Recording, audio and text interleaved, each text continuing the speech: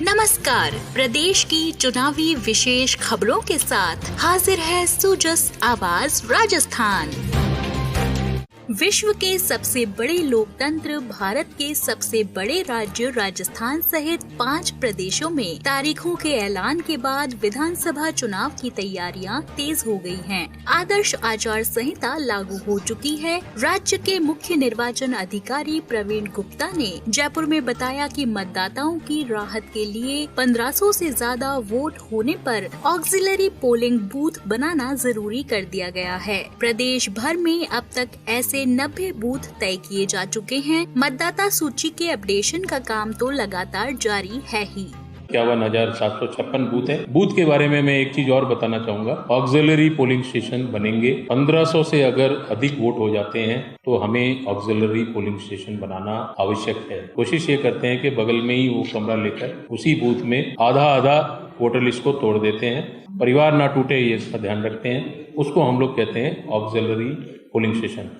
मुख्य सचिव उषा शर्मा ने आज हरियाणा के मुख्य सचिव संजीव कौशल और वहां के वरिष्ठ प्रशासनिक और पुलिस अधिकारियों के साथ वीडियो कॉन्फ्रेंसिंग के जरिए चुनाव संबंधी समीक्षा की। उन्होंने कहा कि आपसी समन्वय और साझा प्रयासों से पूरी तरह चौकस रहकर चुनाव के दौरान पुख्ता कानून व्यवस्था सुनिश्चित की जाएगी। मुख्य सचिव ने हरियाणा की सीमा से लगते प्रदेश के जिलों में शराब की तस्करी रोकने, हाईवे पर वाहनों की आकस्मिक चेकिंग, बॉर्डर चेक पोस्ट, सीमावर्ती जिलों में आपराधिक तत्वों पर नजर रखने जैसे मुद्दों पर हरियाणा सरकार के अधिकारियों से सहयोग और सूचनाएं साझा करने का आग्रह किया।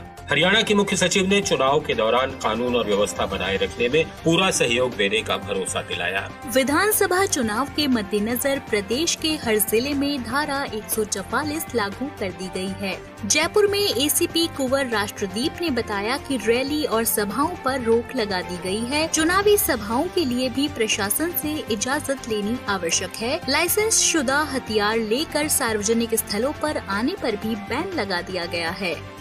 देखिए, आचार संहिता लागू होने के बाद में एक 144 का आदेश निकाला जाता है, जिसके माध्यम से हम सभी को ये बताने की कोशिश करते हैं कि अब कहीं पर भी कोई धरना प्रदर्शन सभा आदि की जानी है तो उसकी परमिशन कंसर्निंग जो भी हमारे डीसीपीज हैं उनसे लेना सुनिश्चित करें। इसके अलावा लोग अपने हथियारों का इस्तेमाल नहीं कर सकते। हथियारों को जमा करने के बारे में विस्तृत निर्देश है, उनकी पालना किया जाना आवश्यक है।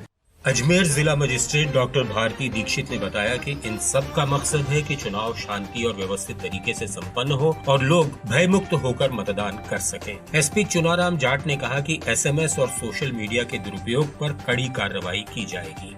इधर जालौर जिला मजिस्ट्रेट निशांत जैन ने निषेधाज्ञा के तहत लगे प्रतिबंधों की जानकारी दी। उन्होंने आम जन से अपील की कि वे मतदान के अपने संवैधानिक अधिकार का प्रयोग जरूर करें।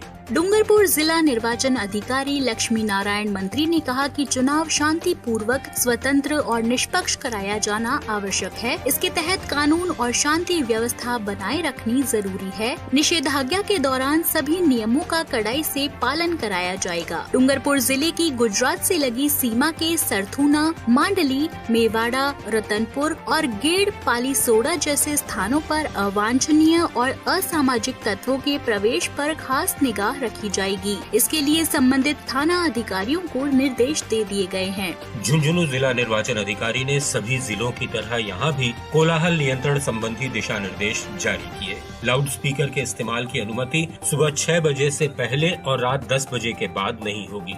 ये भी 5 दिसंबर तक निषेधाज्ञा के दायरे में है। जिला प्रशासन विशेष अभियान चलाकर असामाजिक तत्वों की पहचान कर उन पर कड़ी निगाह रखेगा।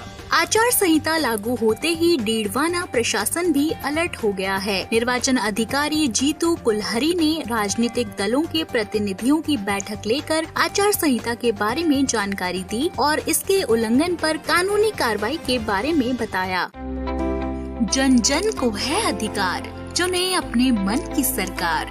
वोट देना सबका अधिकार, करे मतदान का दृढ़ विचार। लोकतंत्र तभी बनेगा महान जब करेगा हर व्यक्ति मतदान। कर्तव्य से कोई न रूठे, किसी का वोट कभी न छूटे। चलो आओ मिलकर अलख जगाएं, वोट देने जरूर जाएं। जागरूकता मतदान की होगी चारों ओर, जब निकलोगे और दोगे अपना वोट। तो आज के पॉडकास्ट में इतना ही। नमस्कार।